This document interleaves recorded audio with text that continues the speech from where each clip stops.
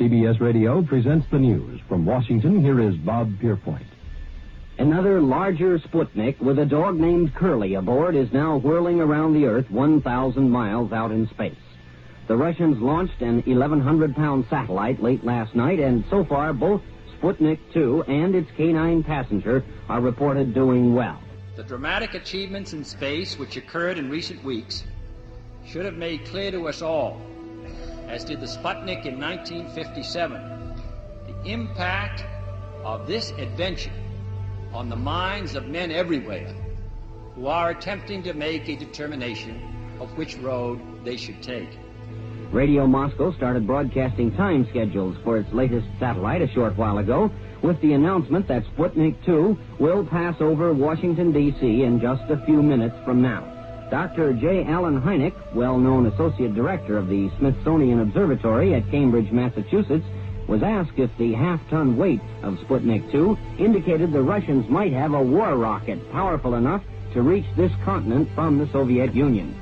It certainly indicates they have the capabilities of launching an intercontinental ballistic missile, replied Dr. Hynek. Now it is time to take longer strides. Time for a great new American enterprise. Time for this nation to take a clearly leading role in space achievement, which in many ways may hold the key to our future on Earth. Dr. John S. Reinhardt, also with the Smithsonian Observatory, commented after studying figures on the new Soviet satellite, "I firmly believe the Russians could reach the moon in a few days." I believe we should go to the moon, but I think every citizen of this country, as well as the members of the Congress, should consider the matter carefully. Every scientist, every engineer, every serviceman, every technician, contractor, and civil servant gives his personal pledge that this nation will move forward with the full speed of freedom in the exciting adventure of space. We go into space because whatever mankind must undertake, free men must fully share.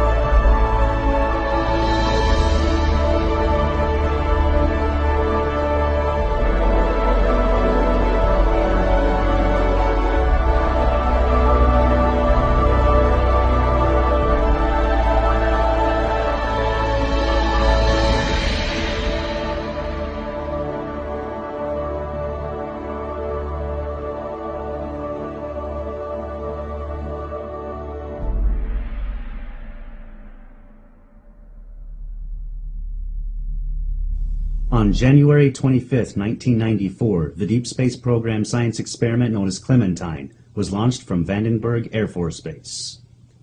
Clementine was able to deliver more than 1.8 million digital images between February 26 and April 22, 1994. These images were quickly accessible to the general public on the World Wide Web. In 1994, President Clinton cited the Clementine mission as one of the major national achievements in aeronautics in space. By going to the Clementine Lunar Image Browser 1.5, you can find many images that have been smudged or blurred to keep you from seeing what is there. Click on the desired resolution section and choose 1 pixel equals 1 kilometer option. Then by going to the image size in pixels option, choose 768 by 768. You are now ready to see for yourself a huge object on the surface of the moon. On the moon map, you will easily see a dot on the top of this crater and on the lower left. Click on the black dot on top of the crater and a close-up image of this section appears in the browser. What you see is a huge object resting at the top of this crater. It appears to be a large machine or perhaps a large spaceship or a motor of some kind. You can clearly see this photograph has been smudged over and blurred so we cannot see the details. This little gem was discovered and brought to the attention of moon researchers all over the world by Joseph P. Skipper on May 28, 2004. I decided to hire an imaging forensics expert to take this photo and to try and remove the blurring to reveal what is underneath. Jim Horrocks, an imaging forensics expert, who has worked with the Los Angeles Police Department, was sent this photo, and his findings were written in a report he submitted to the production. First of all, the astounding measurements he made reveal an object that is 10 times the size of Los Angeles. 10 times the size. This in itself is an incredible detail about the size of this object. By using Adobe Photoshop and some of the filters available within the program, we were able to see more of the details that were lost due to the blurring applied by whoever did this for NASA and the Clementine mission archives. This enormous object seems to be some form of a machine or possibly a spacecraft. In all the enhancements made independently, it appears there may have been what appears to be a giant humanoid wearing a jumpsuit and possibly working on the front portion of this contraption.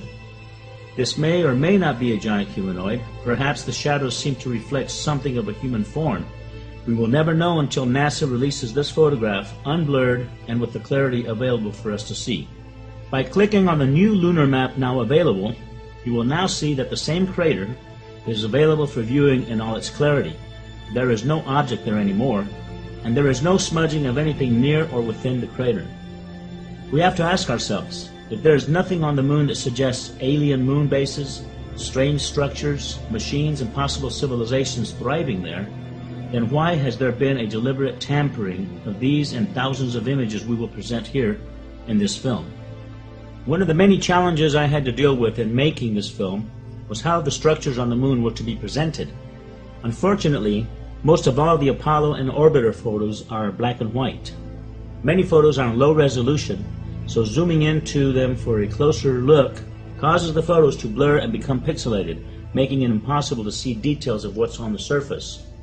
While I was designing a poster for the film in Photoshop, I decided that I did not want a black and white photo in the background of the poster. So I decided to color the background image I was using so I would have a full color poster for the film. I took some full color aerial photos of landscapes that closely resemble the distances of the moon's surface, turned them into black and white photos, and compared them to the moon photo I was about to airbrush. Noticing the different shades of the aerials from Earth and the colors represented, I then started making a color palette in Photoshop. All I did was airbrush the colors onto the moon photo as they appeared on Earth. But the structures and other objects on the moon revealed themselves.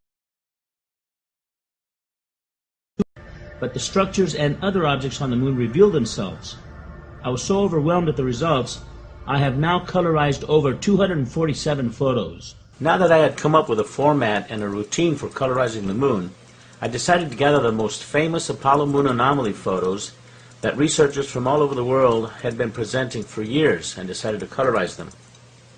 This is one of the many original NASA photos that has some very unique anomalies, especially here in this area. This is what it looks like after we bring up the contrast to eliminate the brightness applied to distort the image. And this is what it looks like after applying my colorizing process to it. So remember, these are colors and tones I used from Earth photography applied to the moon's surface. With Earth colors applied, you can see all the details with depth perception as never before. By painting the moon with Earth colors and tones, we can now see what has been there all along for us to view.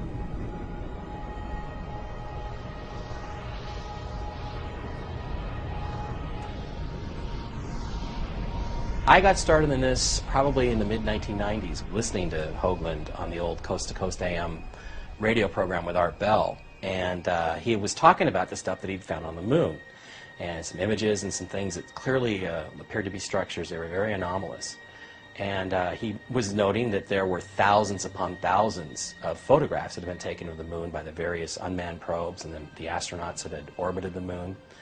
And he said, you know, Art, anybody can do this.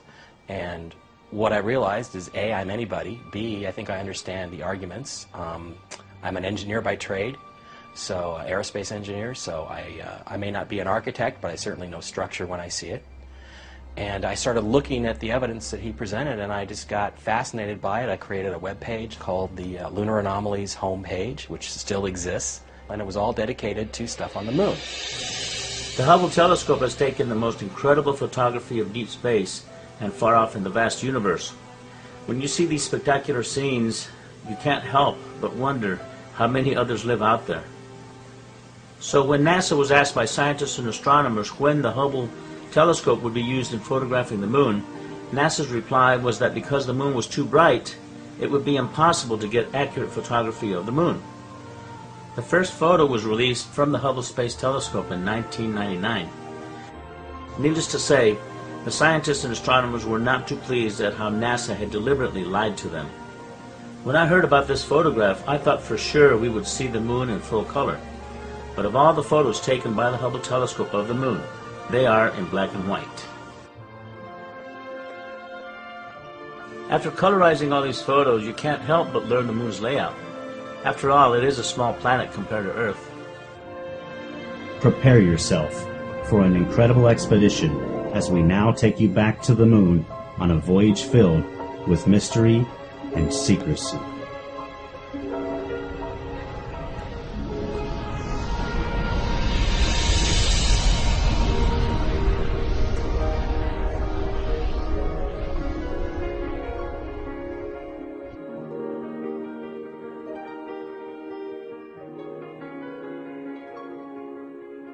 I'm not sure why NASA has not told us what's on the moon. In a way they have told us because the pictures are there and there's hundreds of them. So anybody can do what I did and go and look at the pictures and enlarge them and see what there is. NASA has been there, but we haven't been back since 1972. And you got to sit there and wonder why that is. It's our closest celestial neighbor in the heavens. You can see it every night when you walk outside, and really there's so much mystery about it, still to this day. Many people seem to think that the Apollo program answered a lot of these questions, and in many ways it did, but we, the general public, have never been privy to any of those answers.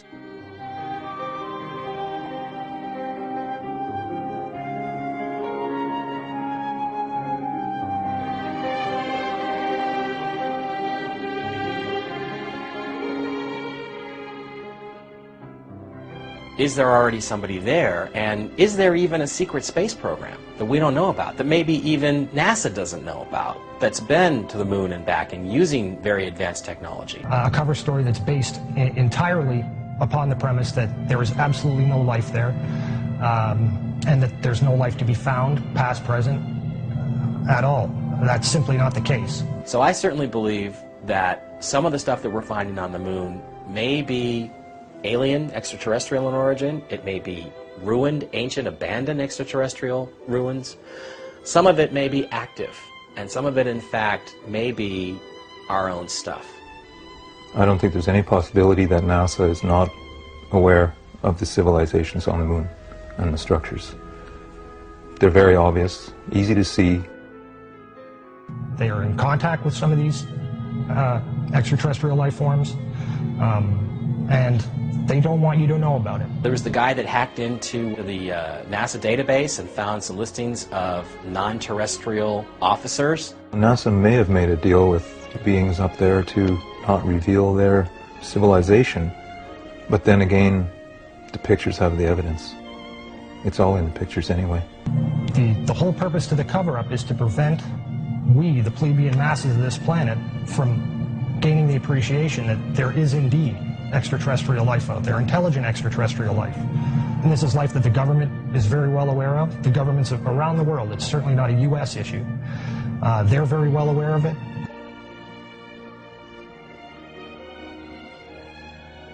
Because you've been lied to, you've been robbed of something that you deserve, which is to know what your true history is and what your true significance is in this world. I really don't think people realize how deep the lie goes, how big it is, how unbelievable the cover-up is. This truly is the greatest story ever denied.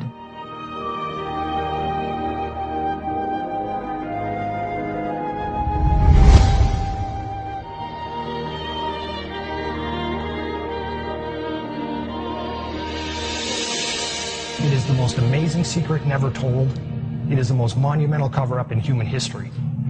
And hopefully, the public will take a movie like this and will begin to open up some doors, begin to open up some windows to the truth, whether it's from the government, whether it's from other insiders who can now come forward and begin to tell their stories of what they did and their involvement in this cover-up, to get the truth out there. I think the world's ready for it, and hopefully a movie like this will push that forward a little bit and speed the process up.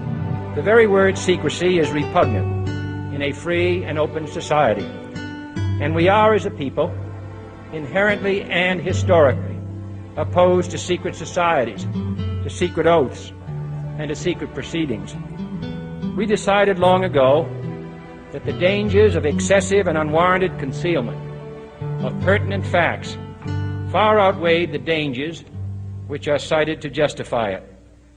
And there is very grave danger that an announced need for increased security will be seized upon by those anxious to expand its meaning to the very limits of official censorship and concealment. That I do not intend to permit to the extent that it's in my control. And no official of my administration, whether his rank is high or low, civilian or military, should interpret my words here tonight as an excuse to censor the news, to stifle dissent, to cover up our mistakes, or to withhold from the press and the public the facts they deserve to know. By playing around with these images, using modern software techniques, some of the results really are eye-opening. And again, it really comes back to, you've got to ask yourself the question, why do NASA or any of the other space agencies or any of the major observatories, why will they not show you any of the new adaptive optics imagery of the moon? They simply won't show it to you. They don't have any, they claim. A report was prepared under contract to NASA by the Brookings Institute, Washington, D.C.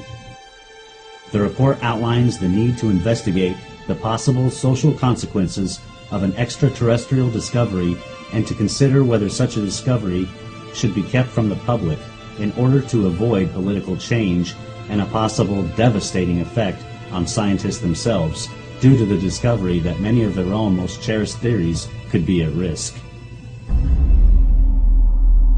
And it says in there that you should seriously consider covering that information up, because it may in fact lead to what it calls the disintegration of our culture because of the tremendous cultural impact, the shock that it would have, especially to scientists and engineers who've come to believe arrogantly, I think, that we are the top of the heap, that we are some part of some natural process and we are the dominant species. I don't think that that argument flies. I think that document is nothing more than their political and legal cover for what they've been doing, because there is a much bigger issue that comes out here. What most people don't know is that, NASA is not a civilian science agency. If you look at the actual charter under which NASA was originally put into existence, it states clearly there that NASA is an adjunct, a division of the Department of Defense, and it is beholden to the Department of Defense. When you couple the Brookings Institute report with a document called Executive Order 10501, 10501 was a document that was specifically related to safeguarding official information in the interests of national defense. And it's important to note that the term national defense actually includes not only considerations of a military perspective, but also geoeconomic and geopolitical as well. And when you compare or take those two documents, when you take 10501 and the Brookings Institute report, right there, that lays the framework for the greatest story ever denied. That gives them legal justification to cover this up.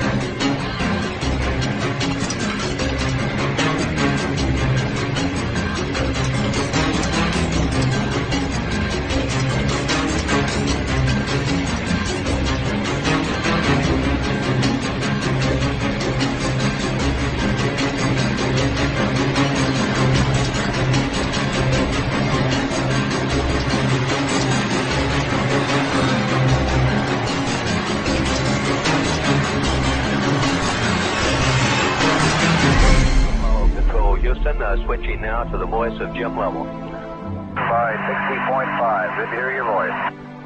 Apollo 8, Houston, what does the old moon look like from 60 miles, over? Okay, Houston, the moon is essentially gray, no color, looks like plaster of Paris. It has been speculated the moon missions were hoaxed. Perhaps some of the Apollo missions were filmed in different locations and in studios in order to conceal the incredible discoveries found on the moon.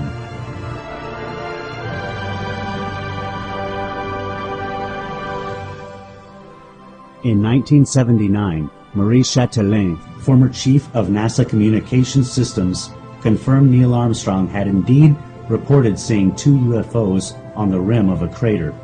The encounter was common knowledge at NASA, he revealed, but nobody has talked about it until now.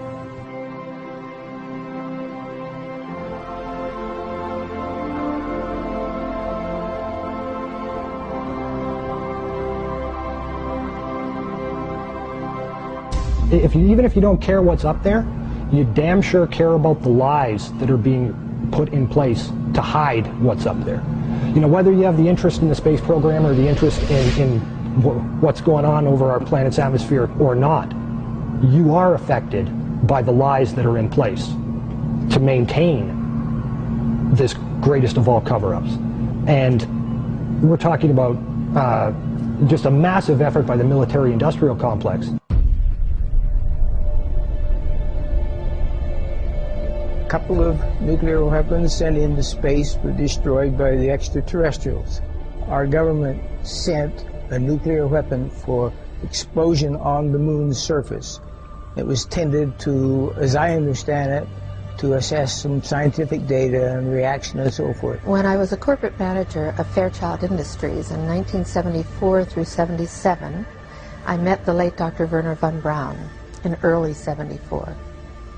At that time, von Braun was dying of cancer, but he assured me that he would live a few more years in order to tell me about the game that was being played, that game being the effort to weaponize space. The idea of any explosion in space by any Earth government was not acceptable to the extraterrestrials, and that has been demonstrated over and over. The strategy that Werner von Braun taught me was that first the Russians are going to be considered to be the enemy. In fact, when I met him in 74, they were the enemy.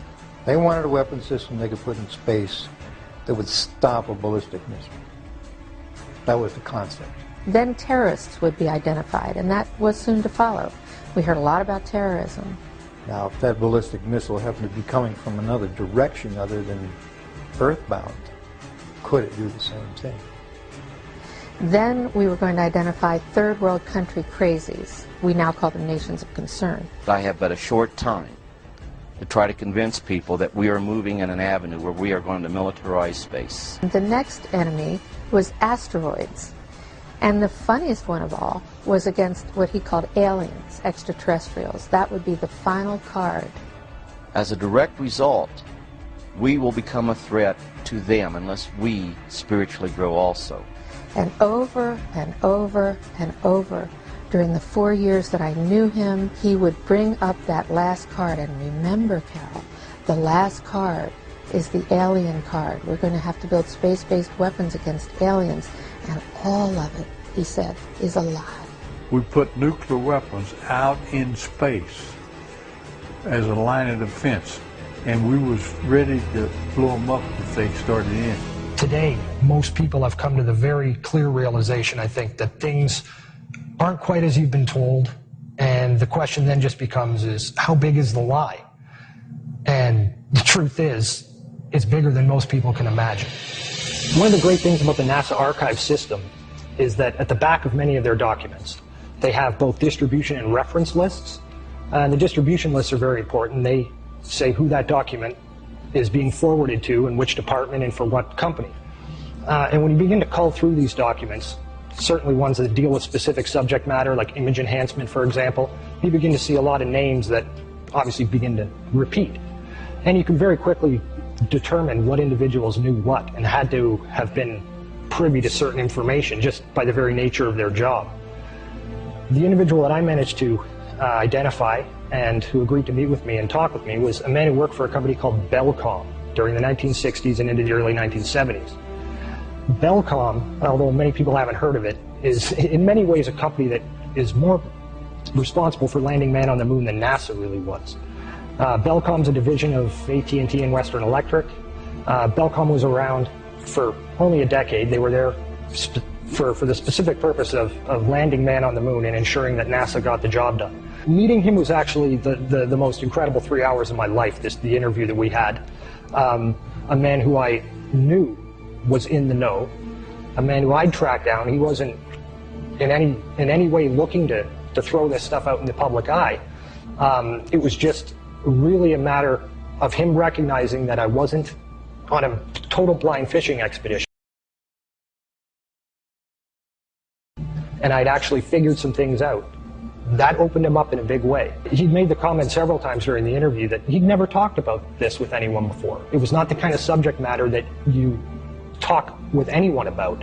The people that were in a position to be in the know, to have at least some high level of understanding of what was really going on, these individuals are also very well aware of what their government is actually capable of.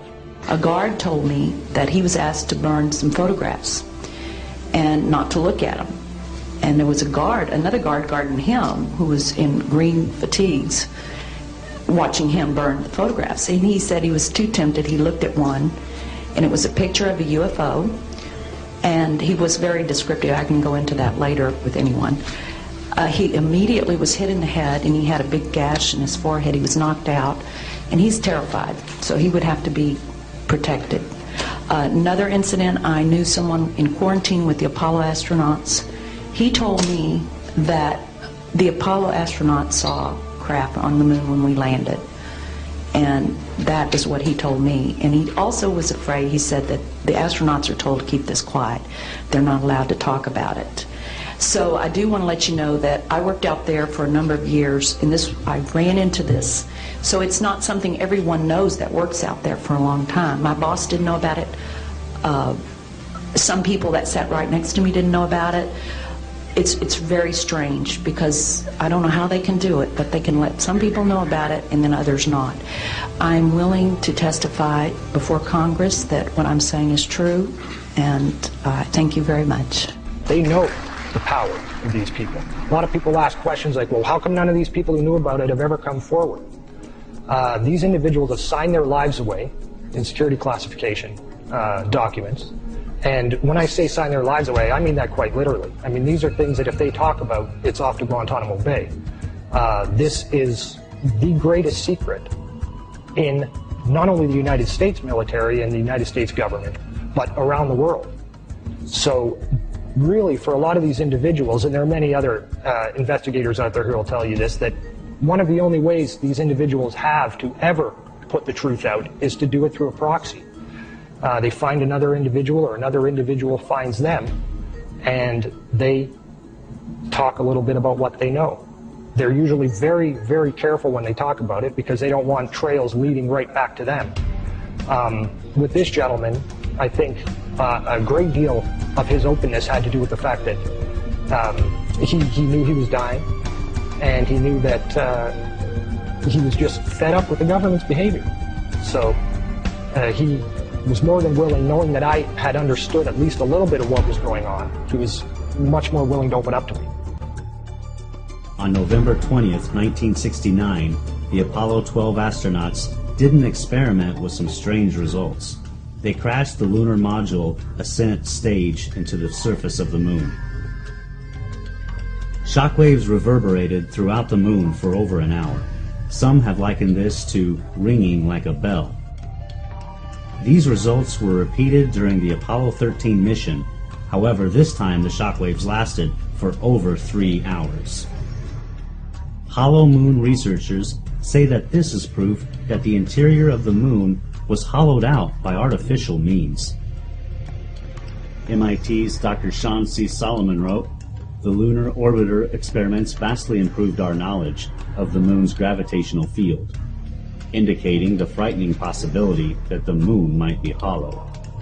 On March 7, 1971, instruments placed on the moon by the Apollo astronauts recorded a cloud of water vapor passing over the surface.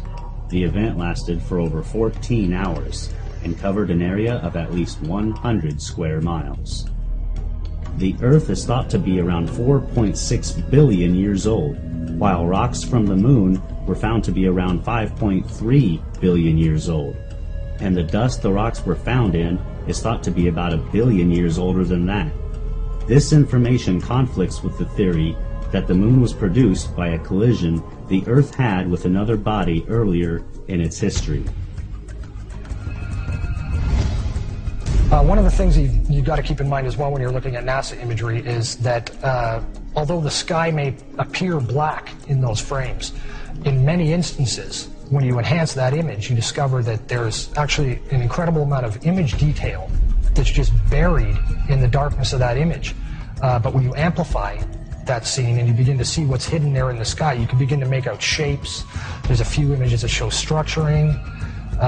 And this is all done in an effort to both hide the truth, but as well to leave a bit of the truth there for you. And again, a lot of people don't want to believe they do that, but they do. That's all part of the dripping faucet technique, where they give you tiny little bits of the truth, and you can begin to fill it in, put it together for yourself. One of the frames that really demonstrates the way they use this dripping faucet technique is a frame known as 20680 from the Apollo 17 mission. For 30 years, this frame was officially listed in their catalogs in the Apollo 17 Photographic Index as being a blank, no image data frame, a frame that has got nothing on it. While this image is most definitely sunstruck and overexposed, blank it most certainly is not.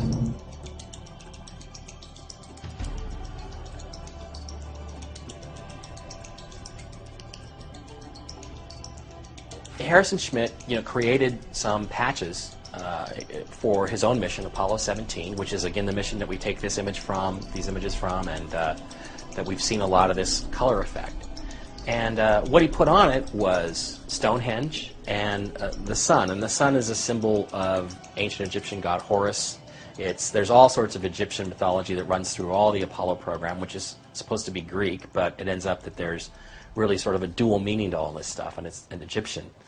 And what he's clearly saying to people is, look, these are ruins. There is structure. This is what we're really doing on the moon.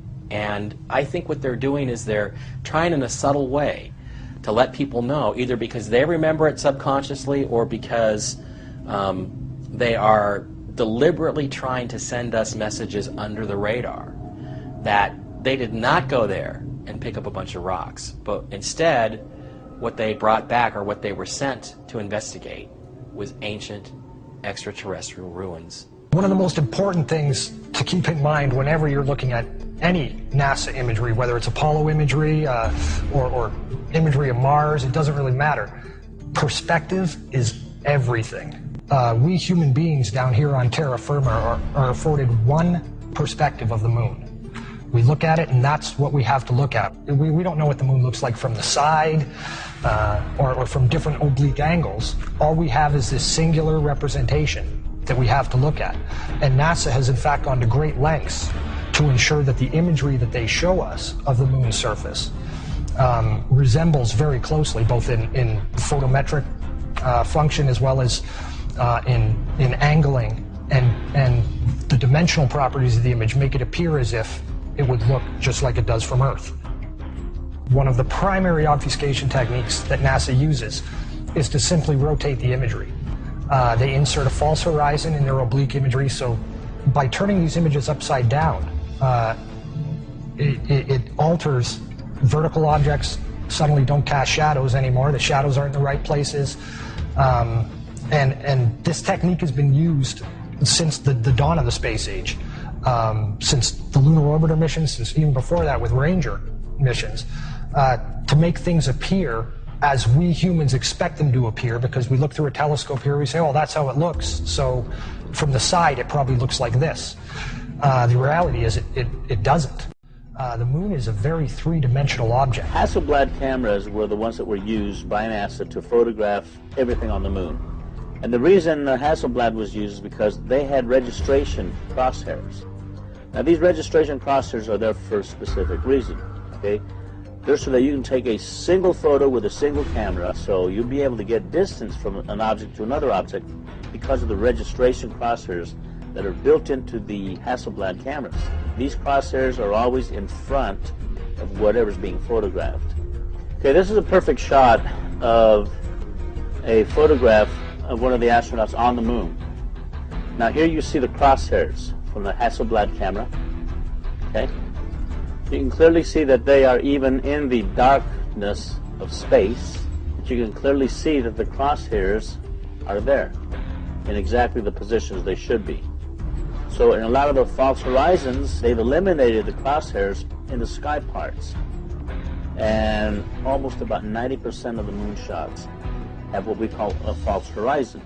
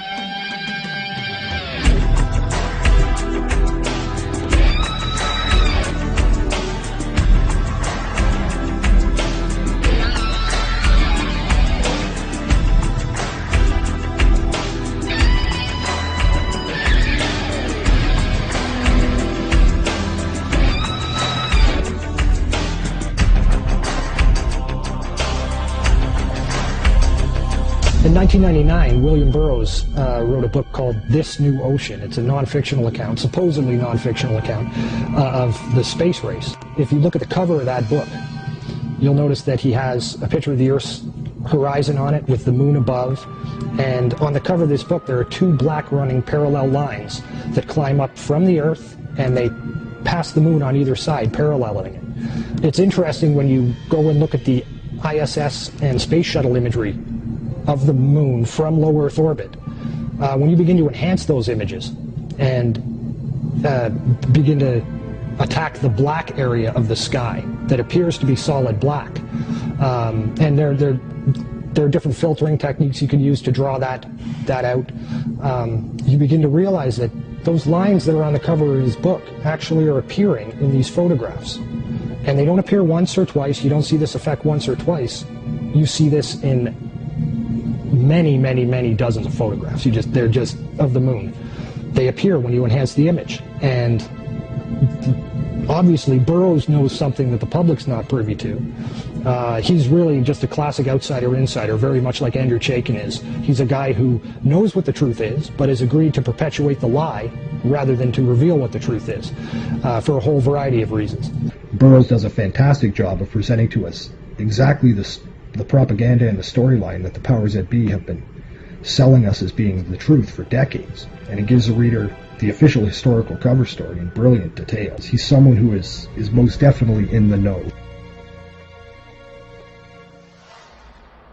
There are also frames in which some of these lines appear to be behind the moon, where you see the line rising up and being cut off as it hits the lower limb of the moon before re-emerging again on the exact opposite side of that interception point, where it continues on its very straight linear path.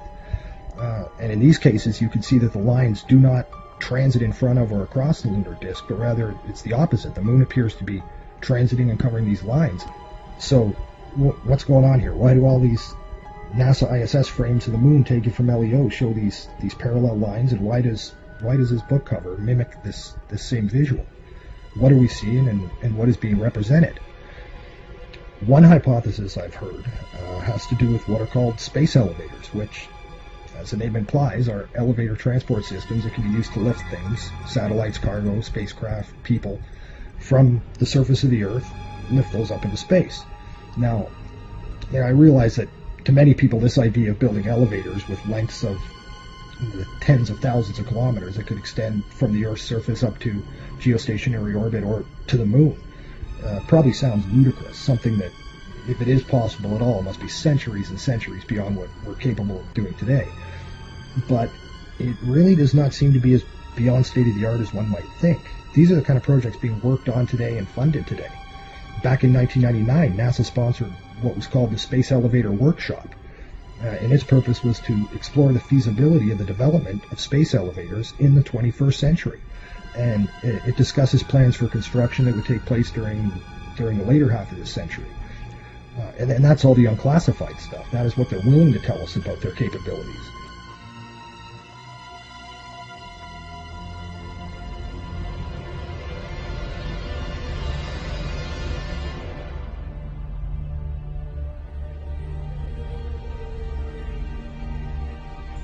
Were the Egyptian pharaohs and clergymen of their time aware of subterranean places that had celestial functions? Judging by hieroglyphics that were discovered in tombs of pharaohs, such as Ramses, one can see a collaboration between what the Egyptians described in their time as a stairway to heaven and what we are seeing now with these space elevators emanating from Earth. The Vector, NASA's official logo. If you've ever looked at NASA's official logo, both their official insignia and their official seal, you'll see that the most prominent object in the seal is a red swooshing object. They call that the chevron or the vector. If you ask NASA's Public Affairs Office, this symbology is featured so heavily in their insignia and seal, they'll give you what really amounts to the standard facile cover story for the unilluminated. They'll tell you that that is a representation of a hypersonic wing design from the 1950s, which was the time the logo was created. Not exactly the case. Someone might want to ask the Russian Federal Space Agency, Roscosmos, that was formed in 1992, why they chose that same logo. And while you're at it, you can go ask the Chinese, who formed their space agency in 1996, why in the world they're using a hypersonic wing design from the 1950s as their official logo. Then you can ask the Japanese, the South Koreans, Taiwanese, Malaysia, Mexico, Iran, all of these countries, even Bulgaria. They all utilize the vector symbology in their space agency logos for their national space agencies. It gets even deeper. You can go look at the individual manned program patches for NASA. The Mercury program, for example, a blatant use of covert symbology. In every logo dealing with the Mercury program, you'll see what looks like a number 7 in their logo. And again, NASA's official story is that they put this number 7 there so that they could pay homage to the original 7 Mercury astronauts. Kind of forgetting the fact that only 6 Mercury astronauts actually flew into space, because number 7 never did. Deke Slayton had a heart problem, so he didn't get to go up. So there were only 6 Mercury astronauts, yet there's a 7 in every single logo. That's in the official mission or official program insignia for Mercury, as well as the 6 individual mission patches carry this logo. The 6 individual mission patches carry this logo. And it carries on to the Space Shuttle program. If you look at the Apollo logo has a big letter A in it. At least that's what they want you to believe, but it's not. Again, that's just a simple way of explaining away the inclusion of this vector symbology in the logo.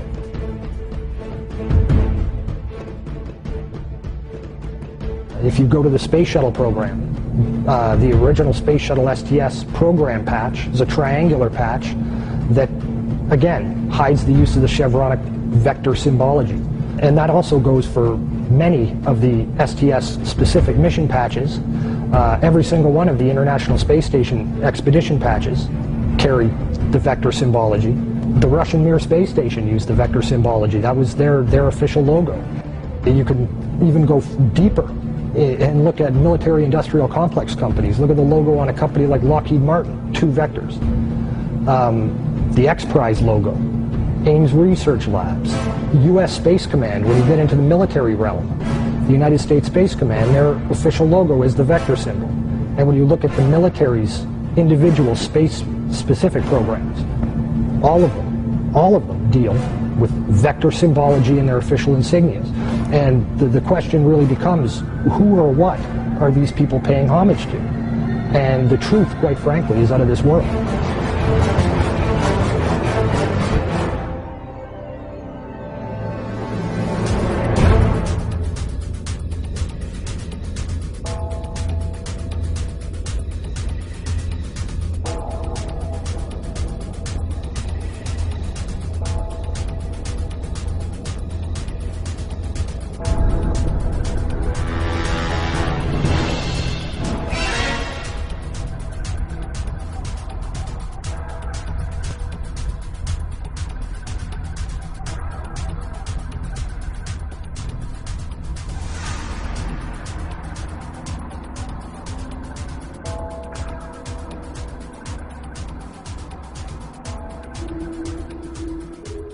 This painting, entitled The Madonna with Saint Giovannino, was made sometime during the 1400s.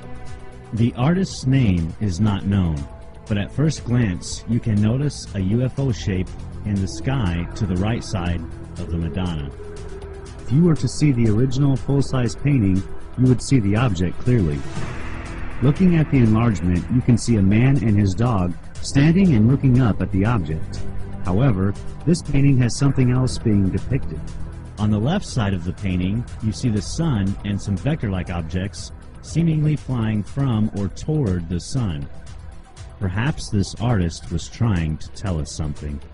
In another painting of the Madonna made by a completely different artist, the unusual patterns of the sun and the vector-like symbols have also been added prominently on the Madonna's cloak.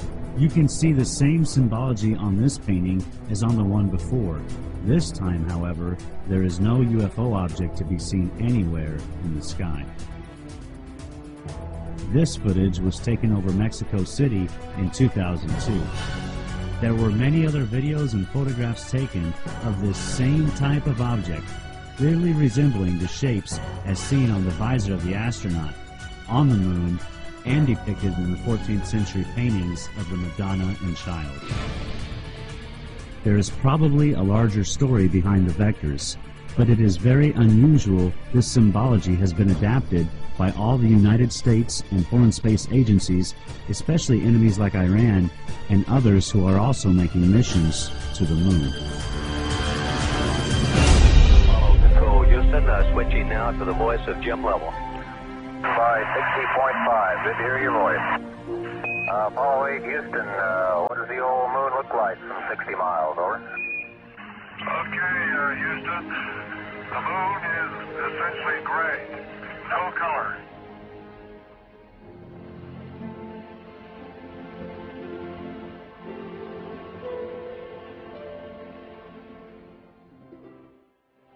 Exactly 2 weeks before I finished editing the first version of Moon Rising, I found out that there's a website on the USGS, it's the United States Geological Survey website, where they have the moon in different colors. They have it on grayscale, they have it on false color, which is infrared and ultraviolet views of the moon. But they also have the spectral color, which is full natural color of the moon. And when I found this out, I just totally freaked out. I mean, first of all, when I airbrushed the moon to build the poster for my film, I didn't realize how close I was to the actual natural colors of the moon. My partner Saskia, she goes, Jose, are you sure you haven't been on the moon? Because it was so close, it was just amazing. It's so unbelievably beautiful. All these natural colors that exist out there has never been shown to us. I've seen on TV, the moon is gray and black, and it has no color. Well, that couldn't be farther from the truth. It's really compelling. I just want to see more, and it blew me away. It absolutely blew me away. First of all, with the Clementine mission, it took 1.8 million images of the moon. The high-resolution ones, you can't seem to get any of them because, well, they give you different reasons why you can't get them, but you can't seem to get them. But there's also these natural color images, and they are much, much brighter. They have far more color than they should if our models of the moon are correct. Now, there's two ways you can approach this. One is it could very well be that some of these areas, let's say some of these areas under these glass structures, these domes, are still intact, that there's still atmosphere in there, that there is still stuff growing there. You know, you would obviously have plants and vegetation, you have various things there that you would need to survive, or that you would have simply for the aesthetics of living in an environment with plants and animals. So it's possible that's what some of this stuff is. Another distinct possibility, and this is the one that I tend to advocate, is that if you really do have these multiple layers of glass structures all over the moon, what's going to happen is the light is going to scatter and bounce all over the place. And when it does that, you get a prism effect, and it then will combine with other red or green or blue, and it will make other colors. In order to comprehend the significance about the natural color of the moon, you need to know where these images come from. This is what is called the skin of the moon. It is the actual surface that has been stretched and flattened out. When visual artists wrap this skin around a sphere in their 3D programs, this is what you get. Jose Escamilla downloaded hundreds of sections of the entire skin that is available on the USGS website. The area of interest is in this section here, located on the front side of the moon. When Jose zoomed into this particular section, he recognized some very unusual features and objects in the scene. First of all, the terrain below is clearly presenting itself at an angular view. The disc shape located here appears to be hovering above the surface. When you compare this disc with others that are closer to the terrain, you can clearly see this object is not down on the terrain. Jose found out very quickly that there are more of these discs all over the moon. The discs that you will see in other photos we are going to present are identical to this one. They are hovering on their sides, and sometimes they are hovering as these others below. The other discs you will see are different in color and details, but they are shining light onto the lunar surface as they do whatever they are doing close to the terrain. In all the photos Jose presents in this film, you are seeing the only clear and detailed photography ever released in full color of real flying saucers. NASA has known this, and so have the multitudes of people connected to the space program. Another thing that I need to bring forth is, in my first film, UFO, the Greatest Story Ever Denied, we had this whole segment on the STS footage of the things that are flying near the tether, things that have the donut hole, but they seem to be alive. I've come to find out that these things are thriving on the moon's surface. There's thousands of them. And they're hovering above the moon's surface, finding the full color imagery that you're looking at now, the natural colors of the moon. It brings us to a total new reality that the moon could have been teeming with life back in '94 when these photos were taken, or it may still be teeming with life.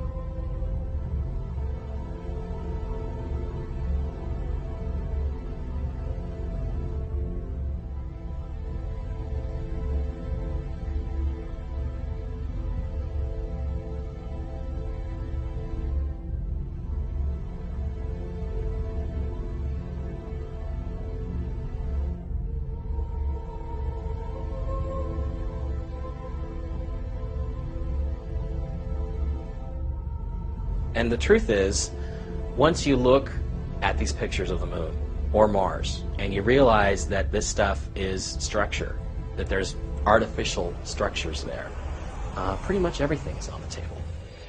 There are so many lunar landscapes filled with color and textures unlike anything ever seen before with the human eye. There are deep crevices and overhangs where you can see immensely huge openings, or what appear to be cavern entrances. There are far too many gigantic and massive structures as can be described. You have to see them for yourself in order to grasp the size of these complex and, in most cases, alien-like architecture, as you have seen in many films. You will even see some strange vine-like webbing, as depicted in Steven Spielberg's War of the Worlds. Glass domes, UFOs, massive buildings and scaffolding spread throughout the lunar terrain in many sizes, shapes, and forms. It is evident the missions to the moon were more involved than gathering rocks and dirt samples. There is no doubt we went to the moon. It is what was waiting for us when we got there that this film is about.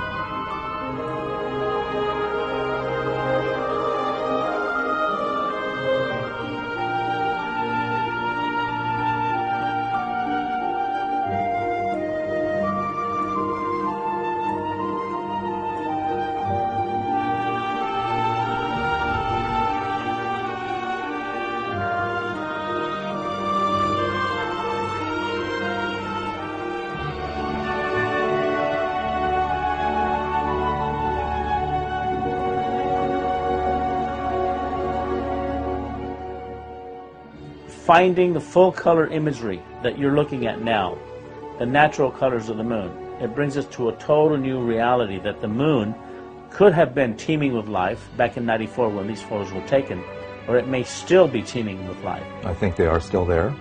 They were there in the 70s when the last Apollo mission was there. I found lights on. It seems that, at least in some areas of the moon, that the lights might still be on.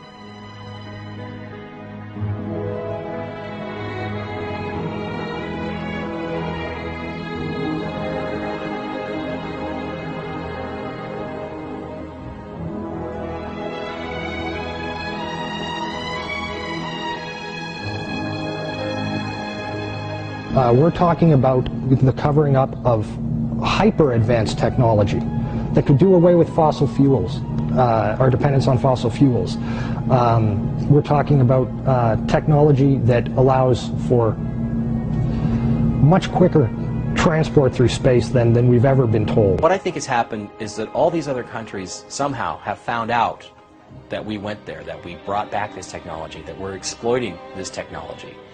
And they want a piece of the action. So that's why, it's the only reason why they would spend the kind of money that they're spending. India, China, all these, Japan, all these countries to go back to the moon. To what? To collect rocks? No, they're going back there because there's something incredibly valuable there that they know that we have, the United States brought back, that they want a piece of. And it's a tremendous risk. You know, there's not just simply the risk to the astronauts' lives. There's, if you believe some of the stories, there's even a risk to, you know, other people that might already be there. In the end result, I have found that the moon is in full color. It's not a black and white object. It's not made of, you know, impact craters and this kind of thing. There's a lot more to it. NASA has deliberately tampered a lot of the photography. They've eliminated the crosshairs to eliminate what was in the background in the sky. Or in the landscapes, and there are some very significant things that have occurred. All we say, we don't know the answers. You know, in this whole realm, none of us, none of these individual researchers, not necessarily Jose, not Richard and I, we don't have all the answers. We all have a piece of the puzzle. We all see different parts of it, and there's certain aspects of this that we're all good at. All I'm presenting to you, and it's backed up with facts, all my films present you with evidence that is fully acknowledged. You can backtrace it, you can do, as they say, back engineer everything I present. It's all there for you to see. What we do know is that there's more information out there. Again, there's 1.8 million Clementine images sitting on the web. No one person can access even a handful of those and look at them and study them and find stuff on them.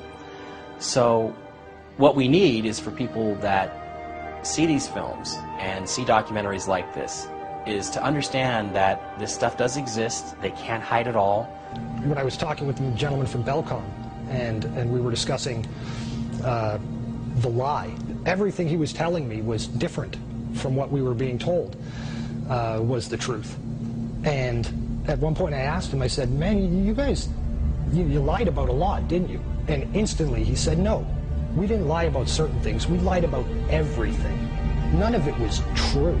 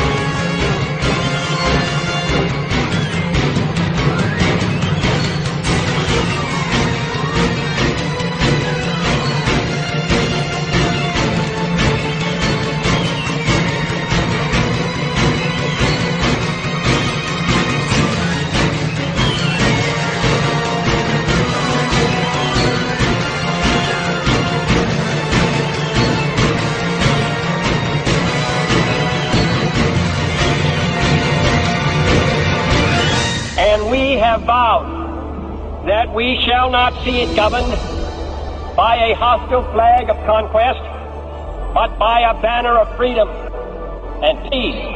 We have vowed that we shall not see space filled with weapons of mass destruction, but with instruments of knowledge and understanding.